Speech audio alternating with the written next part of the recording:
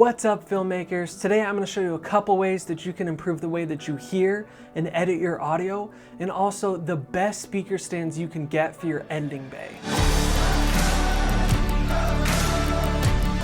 So first off, 50% of the viewing experience is audible. So make sure that you are recording your Foley and your dialogue with the best mics that are available to you and as close to the source as possible. This is going to guarantee that you have the best sounding audio that you can from the beginning right off. Now, you want to play it back on the best speakers that you can. So using the built-in speakers in your computer, honestly, is just not going to cut it. They have a pretty terrible quality usually. And just using like the little ear pods that come with like an iPhone, again, are not the best solution. If it's all you have, use that. But if you want your stuff to sound, a lot better and a higher quality, you want to invest in some nicer speakers or headphones. Now, personally for me, when I'm doing my edits, I like to listen back to my audio in two different ways. So first, I really like to listen to it on my actual speakers, and that allows me to get a good idea of what things are going to sound like when it comes out of obviously other computer speakers or television and those sort of things.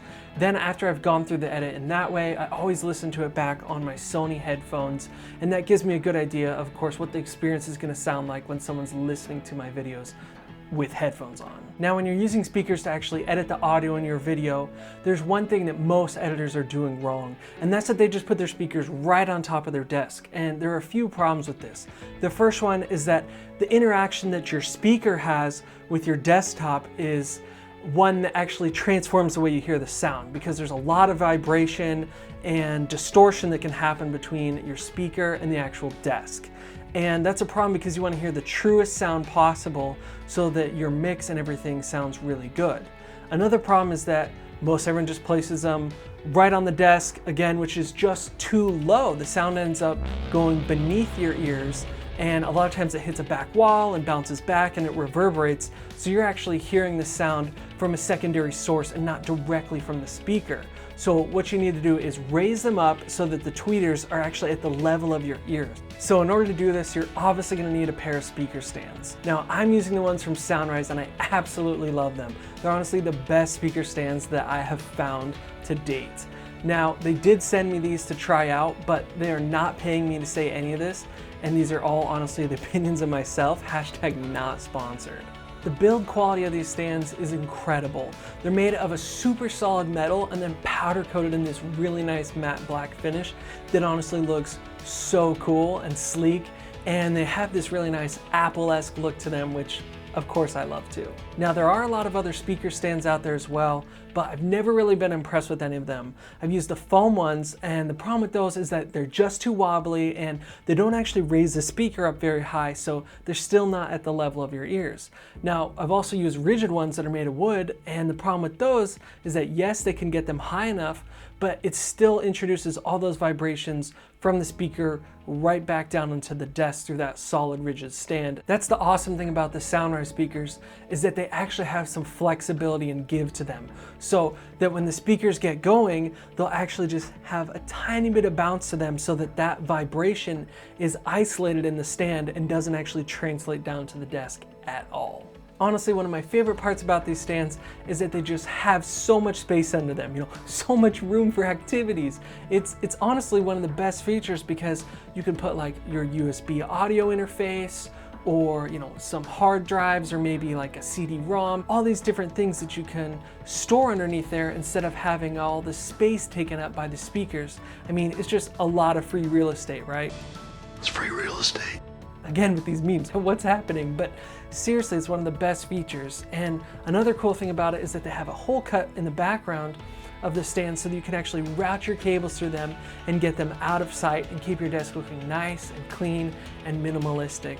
I know I'm getting all excited about this, but seriously, it's just these little things that make me so much happier when I'm editing. Now, I could keep gushing about the Soundrise speaker stands, but I'm not gonna, because I want to show you guys actually how to get these set up and get your editing bay set up so you can get the best sound quality when you're doing your edits, so your final videos sound super professional and of course look professional too. Step one, of course, is to get the speakers on the stands so that the tweeters are at ear level.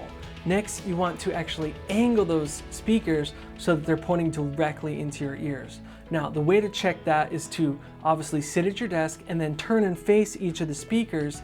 And when you do, you should just be seeing the front of the speakers. If you're seeing a lot of the side, you need to angle them more so you're only seeing those front cones. Now, between you and your speakers, you should actually form an equilateral triangle. So in order to make a perfect triangle, you need to measure the distance between the two speakers and then measure the distance between one of the speakers and the ear closest to it.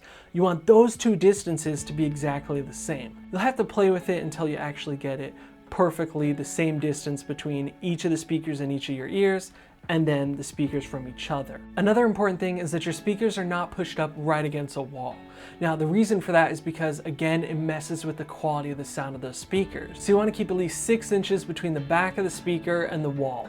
And obviously more space than that is even better. Once you finally have your speakers all set up, you can treat your room for sound reflections and echo using like sound panels, sound blankets, bass traps, rugs, all kinds of things, but I'm not going to go into any details in this video. I definitely recommend picking up the Soundrise speaker stands and then getting your editing bay all set up for better sound editing and mixing so you can have a way more cinematic soundtrack in your next film. So if you're interested in them, definitely check out the links in the description below. Now guys, if you want to learn how to light and shoot better videos, hit subscribe right now and turn on those bell notifications if you want to. I never say that, but maybe you want to know when I'm actually uploading videos. So leave a comment below, tell me what you think about this setup, and smash that like button, share it with a friend, share it with your grandma, maybe she's the next DJ dropping hits, who knows. All right guys, I will see you in the next video.